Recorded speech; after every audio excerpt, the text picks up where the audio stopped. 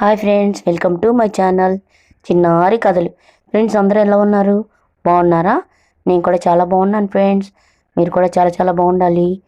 Friends, చిన్న request, first time మా channel చూస్తున్నట్టయితే ప్లీజ్ ఒక సబ్స్క్రైబ్ చేయండి, సపోర్ట్ చేయండి ఫ్రెండ్స్. ఫ్రెండ్స్, ఈరోజు చిన్నారి చిట్టి కథలు అనే శీర్షికలో లోహ రాక్షసుడు అనే కథ చెప్పుకుందాం. ఫ్రెండ్స్, కొంచెం కోల్డ్ చేసి థ్రోట్ ఇన్ఫెక్షన్ అయింది, కొంచెం ప్లీజ్ అర్థం చేసుకోండి. గొంతు బాగాలేదు. 6 నెలల్లో 60% ఆదాయం పడిపోయిందా? ఉగ్రవర్మ ప్రధాని చూస్తూ అన్నాడు. చిత్తం, ఇంకా కొద్ది రోజుల తర్వాత అసలు ఆదాయం అనేదే మన ఖజానాకు ఉండకపోవచ్చు అన్నాడు ప్రధాని. అదేమిటి? ఎందువల్ల అలా జరుగుతున్నది? ఏముంది, మన ప్రభుత్వ సిబ్బందికి, సైనిక శాఖలకు, ఏనుగులకు, గుర్రాలకు మొదలైన వాటికి ఖర్చు పెరుగుతూనే ఉన్నది. పూర్వంలో మన రాజ్యంలో పంటలు విస్తారంగా పండించేవాళ్ళు కరువయ్యారు. అందువల్ల ఏనుగులకి, గుర్రాలకి మొదలైన సైనిక అవసరమైన జంతువులకి సమకూర్చాల్సిన గ్రాసం ధర రెట్టింపైంది.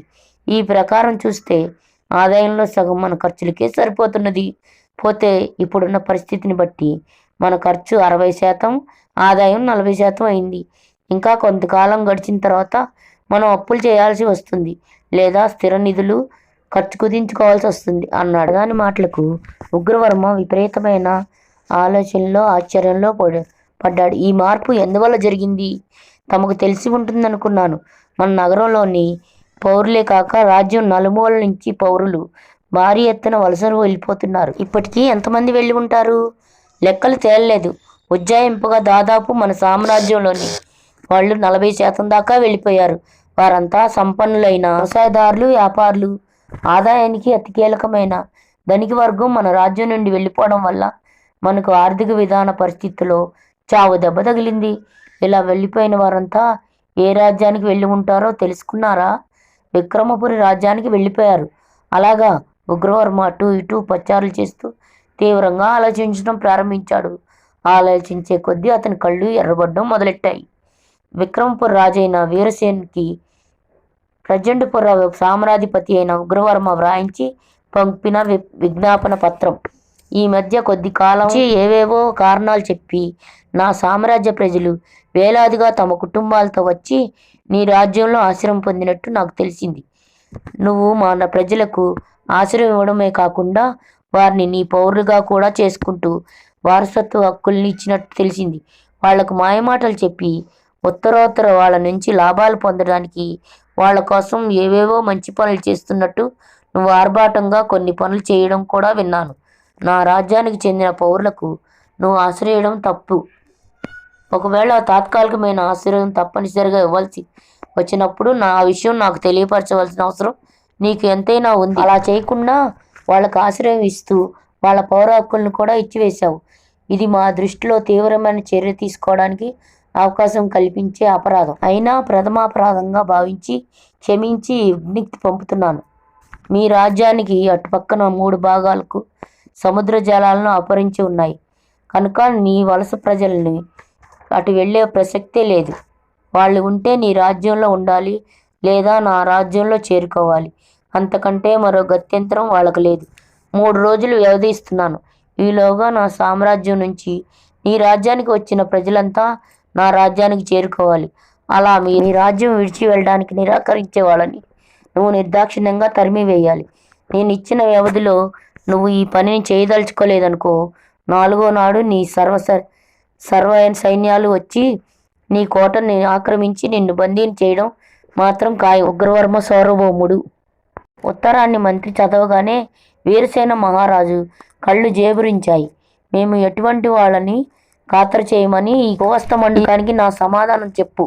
అంత ఉబలాటంగా ఉంటే 3 రోజులు గడువెందుకు? అతడు తన సైన్యాలతో ఏ క్షణం వచ్చినా ఎదుర్కోవడానికి నేను సిద్ధంగా ఉంటాను. వెళ్ళు అన్నాడు. ఈ వార్తాహరుడు అక్కడి నుంచి వెళ్ళగానే ఉత్తరాన్ని మడిచి కింద పడేశాడు మహామంత్రి.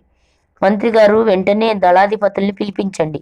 రాజ్యం నలుమూలలో ఉన్న మన సైనిక దళాలను స్థావరాల నుంచి రాజధాని నగరం చేర్చవలసిందిగా వాళ్ళకు ఆజ్ఞలు జారీ చేయండి. కోట రక్షణకు పటిష్టమైన ఏర్పాటు చేయమని నగర రక్షక దళాధిపతిని నిర్దేశించండి. మనం ధర్మం కోసం పోరాడదాం. దైవం ధర్మానికి తోడ్పడుతుందో అధర్మానికి తోడ్పడుతుందో తేల్చుకుందాం అన్నాడు వీరసేన మహారాజు. అలాగే ప్రభు అన్నాడు మంత్రి. ఈ విషయం గురుకులంలో ఉన్న చిరంజీవులకు వివరంగా చెప్పడానికి ఓ దళపతిని పంపించండి. వాళ్ళు ఎప్పటికైనా మన పదవులు అధిష్ఠించాల్సిన వాళ్లే కనుక ఇక్కడ ఎప్పుడేం జరిగినా తెలియజేయడం మన ధర్మం అన్నాడు. నిజమే ప్రభు, వెంటనే దళాధిపతి గురుకులానికి పంపిస్తాను. మంచిది. ఇక మీరు యుద్ధ యంత్రాంగాన్ని గురించి దళాధిపతులతో చర్చించి తుది నిర్ణయాలను మాకు నివేదించండి. ఈ సమయంలో మేము కూడా పాల్గొంటున్నట్లు సైనికాధికారులకు వివరించండి. చిత్తం అంటూ మహారాజు వెళ్ళిపోయాడు. యుద్ధ ప్రమాదాలు ప్రజలకు ఏర్పడకుండా సరిహద్దు గ్రామాల నగరాల నుంచి ప్రజలను సురక్షిత స్థానాలకు చేర్పించండి. దేశమంతటా అత్యవసర పరిస్థితిని ప్రకటించండి. ఇది మన ధర్మరక్షణ కోసం చేస్తున్న యుద్ధమని, తమ కోసం చేస్తున్న త్యాగంగా భావించి వలస వచ్చి స్థిరపడిపోయిన ప్రజలెవరూ మానసిక వేదన గురి కావద్దని ప్రత్యేక ప్రకటనలు చేయించండి అని పిలిచి మళ్ళీ మంత్రి గారికి చెప్పాడు మహారాజు. అన్నీ తమరు చెప్పినట్టే చేస్తాను ప్రభు అన్నాడు మంత్రి. వీరసేనుడు మంత్రికి మరికొన్ని విషయాలు చెప్పి అక్కడి నుంచి వెళ్ళిపోయాడు. వసంతుడు నిచ్చెన మీద నుంచొని సమీరుడు అందిస్తున్న ఒక్కొక్క పాత్రలోని రసాయనిక ద్రవాలను తల మీద ఉన్న రంధ్రంలోంచి ఆ లోహాకారంలోకి పోయడం ప్రారంభించాడు. గైరికాది ధాతువుల మహా శక్తివంతమైన ఆకుపసరలను కలయికతో కూడా ఆ రంధ్రంలోంచి లోపలికి పోశాడు. మనిషి శరీరానికి ఎన్నెన్ని అవసరమో అన్ని రక్తమాంస కణాదులను ఆ ధాతువుల ప్రభావం వల్ల ఆ లోహాకారానికి అమరాయి. అన్నీ అయిపోయిన తర్వాత వసంతుడు చివరిసారిగా ఆకారం తల మీద రంధ్రాన్ని కప్పివేస్తూ కిరీటాన్ని బిగించాడు.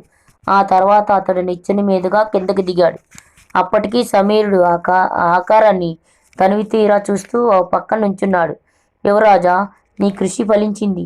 నువ్వు కొత్త ప్రక్రియను కనిపెట్టి ప్రపంచానికి కానుక ఇచ్చావు నీ మేధా సంపత్తికి అని సమీరుడు ఇంకా ఏదో చెప్తుంటే వసంతుడు నవ్వుతూ పొగడ్తలు మరీ ఎక్కువైతే ఉన్న మెదడు కాస్త కరిగిపోతుంది అని చెప్పాడు. ఫ్రెండ్స్, నా కథ నచ్చిందా? నచ్చితే ప్లీజ్ ఒక లైక్ చేయండి ఫ్రెండ్స్. 4వ భాగం రేపు చెప్పుకుందాం.